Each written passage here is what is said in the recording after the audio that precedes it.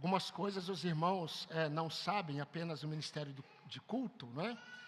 Por 3 domingos eu tenho colocado o Júlio para orar, mas ele só conseguiu hoje, né, devido à questão da saúde, né? E eu perguntei, Júlio, hoje vai? Ele falou, pastor, vai. E foi, pela graça de Deus.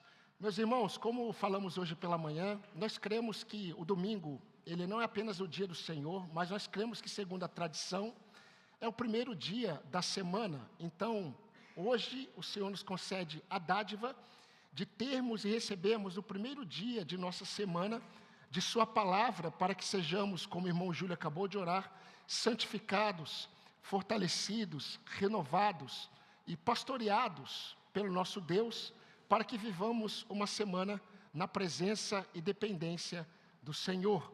Eu convido você a abrir a sua Bíblia no Evangelho de Mateus. Temos pensado neste texto, Evangelho de Mateus, capítulo 26. Estamos observando os ensinamentos da palavra do Senhor, do Getsêmani ao Gólgota. E como já falamos, com a permissão do Senhor, depois iremos do Gólgota ao sepulcro vazio. Não é? Hoje vamos ler apenas um versículo, versículo 56 do capítulo 26. Diz assim o Evangelho de Mateus, capítulo 26, 56. Tudo isto, porém, aconteceu para que se cumprissem as escrituras dos profetas. Então todos os discípulos o deixaram e fugiram. Amém. Irmãos, é impressionante como as circunstâncias, elas costumam nos fazer esquecer de algumas verdades da palavra de Deus que nós deveríamos nos lembrar, principalmente nos momentos em que as circunstâncias se apresentam diante de nós de forma, por vezes, opressora. Nós sabemos que o nosso Deus, Ele é fiel para nos sustentar nos dias maus. Mas quando nós estamos nos dias maus, nós não nos lembramos desta verdade. Nós sabemos, por exemplo, que o nosso Deus, Ele não apenas ouve as nossas orações, que apresentamos a Ele constantemente, Ele as responde. E Ele as responde com sabedoria, segundo a vontade dEle.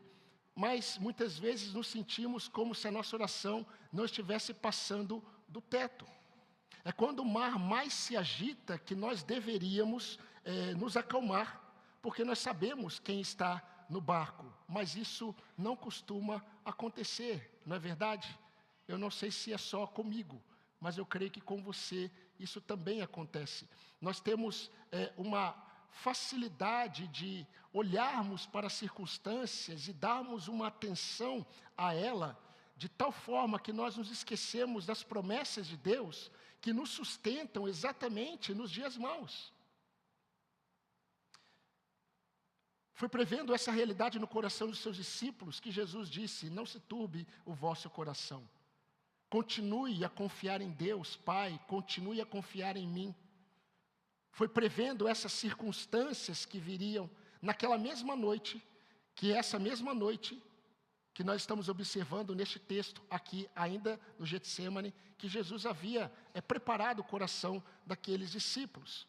Meus irmãos, durante 4 domingos, permanecemos no jardim no Getsêmani, na prensa do azeite, observando o nosso Senhor e Salvador sendo oprimido exatamente por aquilo que ele sabia que ele iria experimentar.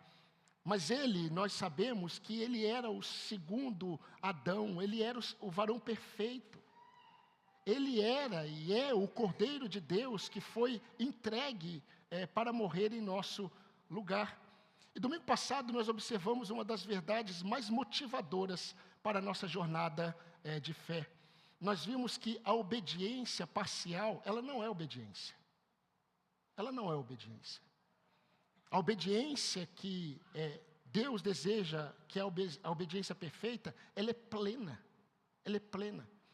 Ela, de fato, ela é perfeita. Mas nós sabemos que nós temos muitas dificuldades em manifestarmos uma obediência como essa, plena, perfeita. E como nós fazemos isso? A palavra de Deus nos ensina que nós devemos olhar para aquele que é o varão perfeito, que obedeceu. Ele não obedeceu por um tempo, ele obedeceu até a morte, e morte de cruz. Jesus Cristo, ele foi perseverante em sua obediência ao Pai, e a sua obediência foi plena, a ponto que ele pôde dizer na cruz do Calvário uma das frases mais poderosas, uma das afirmações poderosas, mais poderosas que nós ouvimos, que nenhum homem poderia dizer, apenas o Criador dos céus e da terra, que foi: está consumado. Mas, meus irmãos, quando nós entendemos que Jesus ele foi obediente até a morte, e morte de cruz, que a sua obediência foi perseverante e plena, nós podemos nos apropriar dele, nós podemos confiar nele, quando nós temos e experimentamos a parcialidade na obediência, principalmente quando a desobediência se apresenta para nós com livramentos, com falsos livramentos. Quando a desobediência surge para nos mostrar, quando nós somos tentados, que nós podemos obter aquilo que nós estamos desejando se nós desobedecermos a Deus. Nós podemos olhar para o nosso Salvador. Queridos, mas hoje nós não vamos sair do Getsêmani ainda. Estamos prestes a sair da narrativa do Getsêmani. Eu quero destacar uma última lição ainda no Getsêmani, antes de nós sairmos para percorrer o caminho que Jesus percorreu, o caminho do seu sofrimento. E a lição de hoje, meus irmãos, é uma lição tão simples que qualquer criança de nossa igreja poderia entender. Não apenas entender, elas podem inclusive dizer: pastor, eu creio nisso, como elas costumam fazer. E a lição é: as ovelhas de Jesus nunca ficam perdidas quando tudo parece perdido. As ovelhas de Jesus nunca ficam perdidas quando tudo parece perdido. Eu quero ler novamente o versículo 56, que diz assim: tudo isto, porém, aconteceu para que se cumprissem as escrituras dos profetas. Então, todos os discípulos o deixaram e fugiram. Para sustentarmos esta afirmação de que as ovelhas de Jesus nunca ficam perdidas quando tudo parece perdido, nós precisamos partir do pressuposto da intenção que Mateus ele tinha como intenção sustentar e mostrar em seu evangelho que Jesus Cristo, ele é o profeta, ele é o Messias que os profetas eles profetizaram no período da antiga aliança. Mateus ele está o tempo todo mostrando que Jesus ele é o cumprimento das promessas do Antigo Testamento. Ele é o Messias profetizado a Israel. E sendo Jesus o Messias profetizado a Israel, tudo aquilo que foi predito sobre ele, e tudo aquilo que ele disse que aconteceria, de fato aconteceu. E algumas coisas ainda estão para acontecer.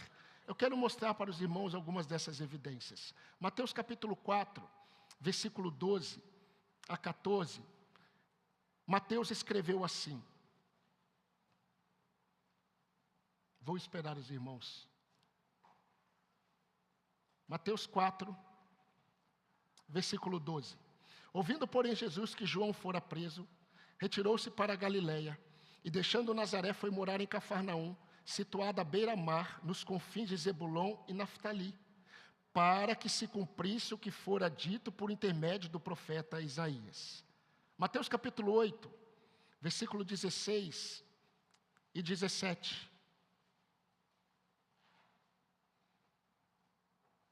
Chegada a tarde, trouxeram-lhe muitos endemoninhados, e ele meramente com a palavra expeliu os espíritos e curou todos os que estavam doentes, para que se cumprisse o que fora dito por intermédio do profeta Isaías. Ele mesmo tomou as nossas enfermidades e carregou com as nossas doenças.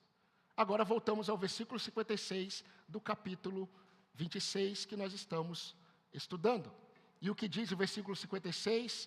Tudo isto, porém, aconteceu para que se cumprisse as escrituras dos profetas. Essa é a intenção de Mateus. Mostrar que Jesus como Messias, ele era e ele foi o cumprimento dos profetas. Meus irmãos, nós paramos domingo passado, exatamente no momento da narrativa em que começaria a acontecer no coração dos discípulos aquilo que Jesus havia predito. Quando Jesus disse para eles, ainda na ceia: não se turbe o coração de vocês, continue a confiar em Deus Pai e confie também em mim. Jesus estava prevendo o que aconteceria agora, na narrativa.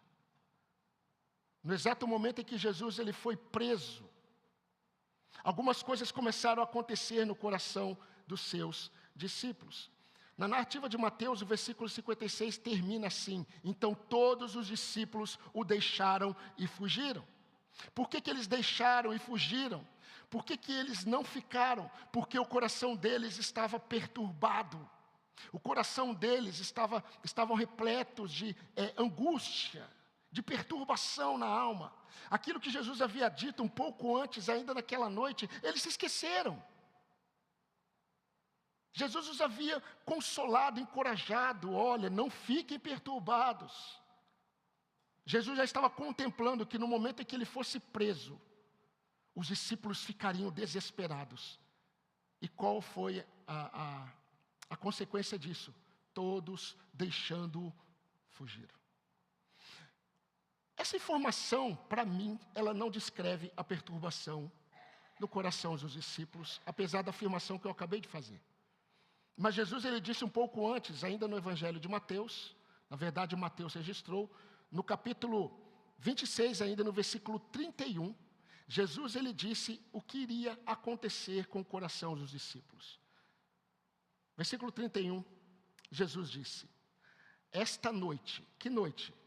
Esta noite da ceia, em que depois nós vamos para o Getsêmani, e algumas coisas acontecerão. Eu serei preso. Esta noite eu serei uma pedra de tropeço para todos vocês, porque está escrito: ferirei o pastor, e as ovelhas do rebanho ficarão dispersas. Meus irmãos, foi exatamente nesta noite que tudo aquilo que nós já observamos até aqui, esse é o 5º sermão, no Getsêmani, tudo aquilo que nós vimos até aqui, nesses 5 sermões, nesses 4 sermões, na verdade contando com hoje, aconteceu exatamente em uma única noite. E nesta noite, meus irmãos, logo após o pastor das ovelhas ele ser preso, as ovelhas elas ficariam dispersas. E o versículo 56, Mateus ele descreve: então, todos os discípulos o deixaram e fugiram. Meus queridos, nesta dispersão dos discípulos, Marcos nos dá uma outra informação. Olha que interessante, a gente não costuma ler essa informação. Marcos diz: um jovem, coberto unicamente com um lençol, seguia Jesus. Eles o agarraram, mas ele largou o lençol e fugiu nu. Está em Marcos 14, 51, 52. Por que o nome não aparece? Porque provavelmente muitos dizem que este jovem, este homem, era exatamente Marcos, que depois se tornou discípulo de Pedro. Marcos, o evangelista. Lucas registra que antes dos discípulos fugirem, preste atenção na cena, antes dos discípulos fugirem, eles ouviram Jesus dizendo algo para aqueles que estavam prendendo ele. E Jesus disse algo que eu creio que caiu para eles como algo terrível. Jesus disse: esta, porém, é a hora de vocês, o tempo em que reina o poder das trevas. Há pouco tempo eles estavam com Jesus, eles estavam caminhando com o mestre dos mestres, com o médico dos médicos, com aquele que com uma palavra os espíritos malignos eles saíam, aquele que ressuscitou, aquele que curou, e de repente este, que é Senhor dos senhores e provavelmente o rei de Israel, ele está sendo preso pelos homens. Ele não apenas está sendo preso, ele disse para esses homens: esta é a hora de vocês. Esta é a hora em que reina o poder das trevas. Eles ouviram essa afirmação de Jesus. Então nós podemos imaginar, meus irmãos, como o coração dos discípulos, ouvindo Jesus afirmar isso, deve ter ficado. Como que os corações deles ficaram atemorizados. Então todos os discípulos o deixaram e fugiram. Começou a acontecer aqui, João 14, 1 e 2. Começou a acontecer aqui o que Jesus disse que aconteceria. O coração deles ficou perturbado. É interessante voltarmos um pouco para observarmos onde essa palavra que Jesus ele proferiu no versículo 31 surge pela primeira vez nas Escrituras. Então nós temos que voltar, você não precisa voltar, nós temos que voltar para o profeta Zacarias. O profeta Zacarias, ele falando sobre o juízo de Deus, que viria sobre a nação, uma nação que estava entregue à idolatria, uma nação que não confiava mais em Deus como o único Senhor. Deus iria disciplinar aquela nação, e Deus disse por intermédio do profeta Zacarias, Zacarias 13:7, desperte espada contra o meu pastor, contra o homem que está perto de mim, diz o Senhor dos Exércitos, fira o pastor e as ovelhas ficarão dispersas. Quando nós lemos um texto como esse, nós imaginamos, Zacarias estava falando sobre Jesus. Eu não creio nisso. Eu creio que Jesus, ele pegou o que Zacarias disse e aplicou a ele. Porque o texto, quando Zacarias disse isso, Zacarias provavelmente estava falando sobre ele mesmo como profeta de Deus, como aquele que era próximo de Deus, que falava em nome de Deus, que ao profetizar sobre o juízo, ele foi morto. Ele seria morto. A espada viria sobre ele. E é interessante porque Jesus, ele falou que isso aconteceria. E esse Zacarias é o Zacarias, filho de Baraquias, que Jesus disse que ele foi morto. Ele foi morto no altar, sobre o altar. Se você quiser ler comigo, Mateus 23, volte um pouco na sua Bíblia. Mateus 23, 34 e 35.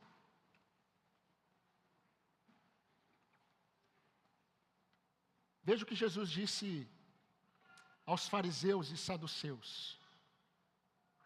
Por isso, eis que eu vos envio profetas, sábios e escribas. A uns matareis e crucificareis, a outros açoitareis nas vossas sinagogas e perseguireis de cidade em cidade, para que sobre vós recaia todo o sangue justo derramado sobre a terra, desde o sangue do justo Abel até o sangue de Zacarias, filho de Baraquias, a quem matastes entre o santuário e o altar.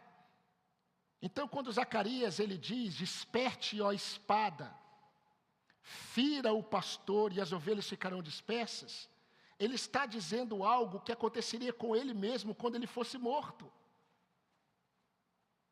Mas é interessante porque essa fala, desperta a espada e fira o meu pastor, foi uma fala que veio da parte de Deus, como manifestação da justiça de Deus.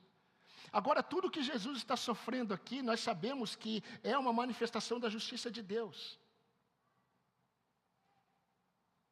E Jesus, ele se aplica, e na verdade ele pega essa verdade e ele aplica a ele. Então, quando os discípulos, antes de começarem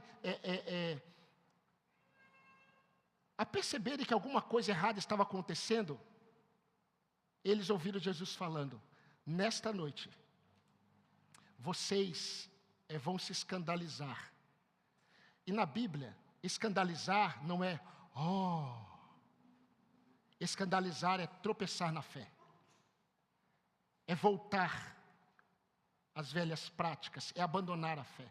E Jesus falou, nesta noite eu serei uma pedra de tropeço para vocês. Em outras versões, vocês vão se escandalizar.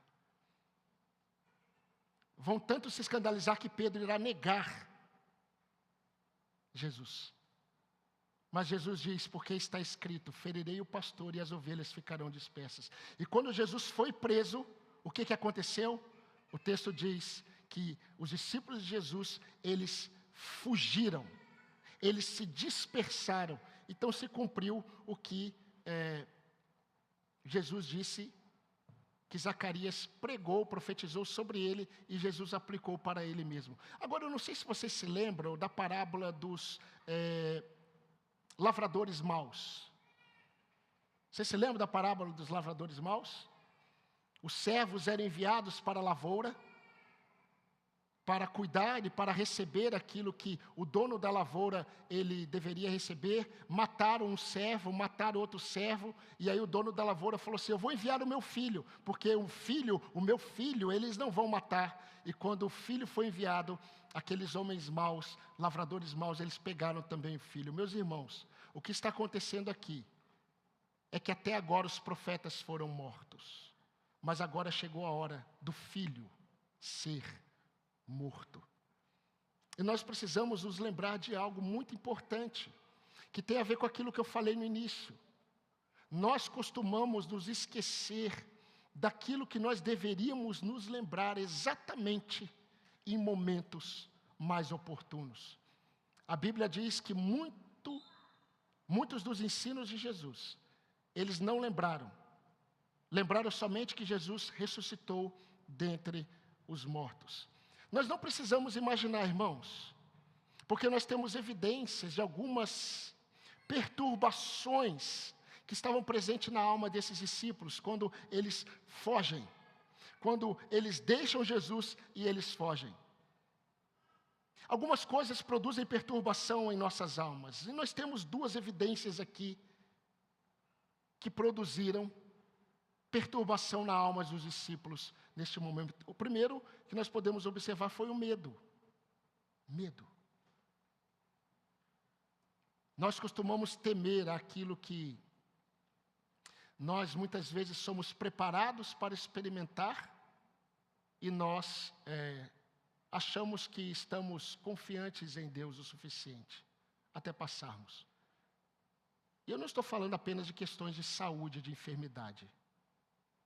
Eu estou falando em muitos aspectos da nossa vida, em que nós declaramos uma fé firme, até nós recebermos a informação que nós fomos mandados embora do trabalho. E tantas outras coisas. Por medo, Pedro começou a seguir Jesus de longe. Pedro e João, eles seguiram Jesus de longe. Eles começaram a seguir a escolta de Jesus de longe. Por medo, meus irmãos, foi por medo. Pedro negou Jesus 3 vezes e ele foi embora, esmagado pela culpa, naquela fogueira. Por medo, todos os demais discípulos fugiram e ninguém mais falou sobre eles. Ninguém mais fala sobre os discípulos aqui. Onde eles estão? Eles estão escondidos. E quando eles decidem se ajuntar, a Bíblia fala que eles permanecem trancados em uma casa, porque eles tinham medo das autoridades. João 20, versículo 19 diz assim: ao cair da tarde daquele dia, o primeiro da semana, domingo, trancadas as portas da casa onde estavam os discípulos, com medo dos judeus. Então o medo produziu perturbação na alma daqueles discípulos. Mas há uma outra realidade, uma outra evidência aqui, que é a desesperança. Quando a esperança parece morrer. Quando a esperança parece morrer. Vocês podem se lembrar daqueles 2 discípulos no caminho de Emaús. Eles estão falando um com o outro, e eles estão falando como pôde isso acontecer. Nós acreditávamos que ele era aquele que foi prometido, o rei de Israel. E como pode as autoridades, juntamente com os gentios, com os romanos, mataram a nossa esperança? Como pode? E é interessante porque enquanto eles estão falando isso, Jesus está com eles. E Jesus fala: o que vocês estão aí falando em um dos nossos corações? E eles falam: você não sabe? Você será que é o único em Jerusalém que não sabe o que aconteceu em Jerusalém? É grosso ainda, um deles, com Jesus. E Jesus, a palavra encarnada, começando por Moisés, começa a expor as escrituras para eles. Sabe por quê? Porque eles acreditavam que a esperança havia morrido. Nós também temos a realidade de dúvidas sobre o que aconteceria. O coração deles foi tomado de dúvidas sobre o que vai acontecer agora. Incredulidade. Meus irmãos, Jesus ele ressuscita dentre os mortos, Jesus aparece para eles, Jesus caminha entre eles por 40 dias, e Pedro, Tiago e João, parece que eles se esquecem, e eles voltam a pescar. Sabe por quê? Porque houve um dia na história deles em que eles estavam pescando e eles largaram as redes para seguir a Jesus. E parece que agora não faz mais sentido. Então, o que faz sentido? Faz sentido voltar atrás, vamos pescar novamente. Quando as coisas parecem contrárias e a esperança morre, nós perdemos a visão de quem nós somos aos olhos do Senhor. Jesus disse a eles, Lucas 24:38, por que vocês estão assustados? Por que vocês estão assustados? E por que surgem dúvidas em seus corações? Meus irmãos, quando as circunstâncias são contrárias ao que nós esperamos ou projetamos, o medo e as dúvidas costumam ser as causas principais de perturbação de nossa alma. O medo. O medo que rouba a esperança ou que mata a esperança. E são exatamente nesses momentos que nós deveríamos nos apropriar das promessas do nosso Deus. Agora vejam, aquilo que aparentemente está perdido. Essa afirmação da nossa lição de hoje, que as ovelhas de Jesus, elas nunca estão perdidas, elas nunca ficarão perdidas quando as coisas parecem que estão perdidas, ela vem exatamente no contexto em que todas as ovelhas estão dispersas. Todas as ovelhas estão dispersas. E por que estão dispersas? Porque elas se esqueceram de todas as promessas do Senhor. Eu quero, meus irmãos, agradecer ao Senhor mais uma vez, porque o Senhor tem preservado a palavra dEle a nós. E pelo fato dEle preservar a sua palavra a nós, nós somos sempre lembrados das coisas que nós nunca podemos nos esquecer. E a nossa lição de hoje, ela é uma afirmação de esperança em um ambiente de aparente desesperança, em um ambiente de aparente descontrole. Parece que as coisas saíram do controle. O que nós podemos fazer? Vamos fugir. Mas Deus havia falado, o pastor será ferido, as ovelhas se dispersarão. Mas qual é a verdade? O fato das ovelhas estarem dispersas não representa que elas estão perdidas. Porque as ovelhas do Senhor nunca estão perdidas quando as coisas parecem estar perdidas. Essa é uma afirmação de esperança. E essa verdade, meus irmãos, ela não está fundamentada em palavras vazias. Essa afirmação, ela está fundamentada porque é uma afirmação que vem daquele que cumpriu todas as coisas, e por meio de quem todas as coisas se cumprirão. E tudo aquilo que Ele disse que aconteceria, aconteceu. E tudo aquilo que o Senhor falou que ainda vai acontecer. E as verdades que nós temos sobre o pastoreio do Senhor, nós devemos nos apropriar delas. Eu quero destacar aqui algumas coisas que acontecem conosco. O fato, se é fato, é porque acontece. O fato das ovelhas não se lembrarem das promessas de fidelidade do Senhor, a sua própria palavra, não anula as promessas. O fato de nos sentirmos sozinhos, muitas vezes no vale da sombra da morte, não anula a verdade de que o Senhor está conosco. O fato de nos sentirmos esquecidos na fornalha e sentirmos inclusive o calor dela, não anula a verdade que nós sabemos e devemos apropriar: eu estarei convosco todos os dias. O fato de nos sentirmos ou de não sentirmos o perdão de Deus quando pecamos contra Ele, não anula a verdade de que, se confessarmos nossos pecados, Ele é fiel e justo para nos purificar de toda injustiça. Agora, dentro do contexto, o fato de nos sentirmos dispersos como ovelhas sem pastor, quando tudo parece perdido, não anula a verdade que veio da boca daquele que é a verdade: as minhas ovelhas jamais perecerão, e ninguém as arrebatará de minha mão. João 10:28. Quando eu estava pensando nessa semana, neste texto, é inevitável não pensar no Salmo 139. O Salmo 139, um salmo tão lindo, dos mais lindos das Escrituras, ele não foi escrito por alguém que vivia em um palácio e viveu muito tempo em um palácio como um rei soberano. Não. Quem escreveu esse salmo foi Davi. E eu gostaria de destacar pelo menos duas verdades poderosas. Verdades poderosas para quê, pastor? Verdades poderosas para nos manter quietos diante do barulho, das ondas e dos fortes ventos. Davi disse: somente Deus perscruta, somente Deus examina minuciosamente, somente Deus, Ele examina com exatidão o meu ser. Somente mostra que não há possibilidades para outro fazer isso. Davi disse: tu me sondas e me conheces.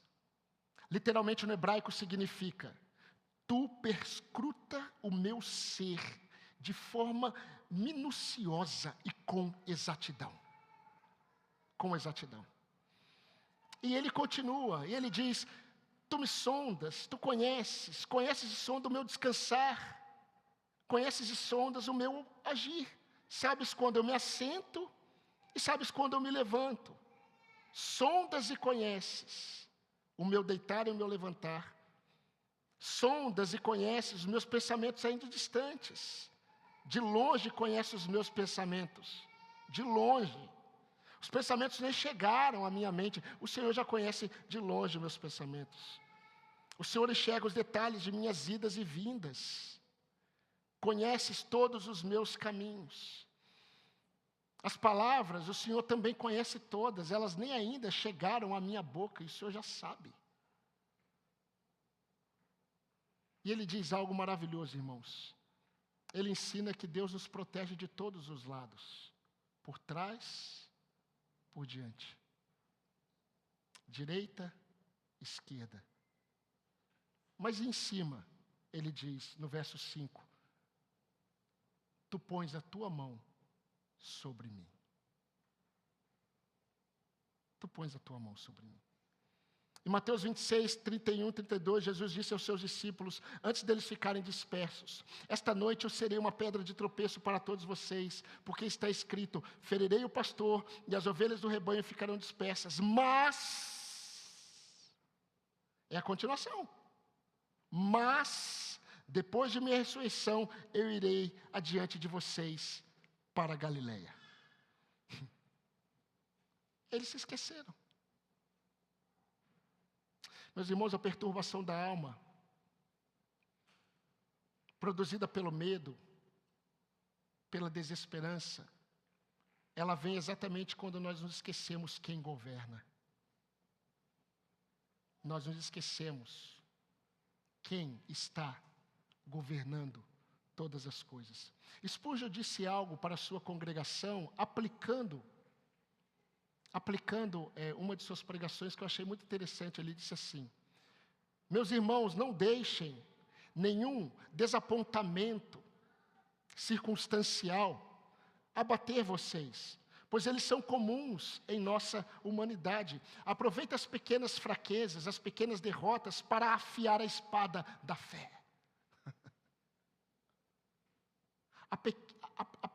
Aproveite esses momentos de fraqueza para afiar a espada da fé. A sensação de que estava tudo perdido, os medos, as desesperanças, durou apenas 3 dias e 3 noites. Apenas 3 dias e 3 noites.